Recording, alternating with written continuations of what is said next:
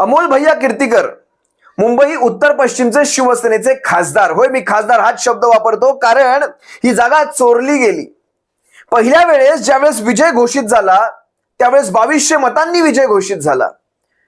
दुसऱ्यांदा आक्षेप घेतला गेला, पुन्हा फेरमोजणी म्हणजे पोस्टल वोटची पुन्हा फेरमोजणी घेतली, तेव्हा देखील जवळपास 1785 मतांनी विजय घोषित झाला.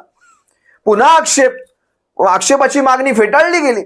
वरतून फोन येतात, आक्षेपाची मागणी स्वीकारली जाते. त्यानंतर पुन्हा फेरमोजणी, जवळपास 681 मतांनी पुन्हा विजय. म्हणजे 2200 पासून 1785, 1785 पासून 681. कुठे जातात ही मतं?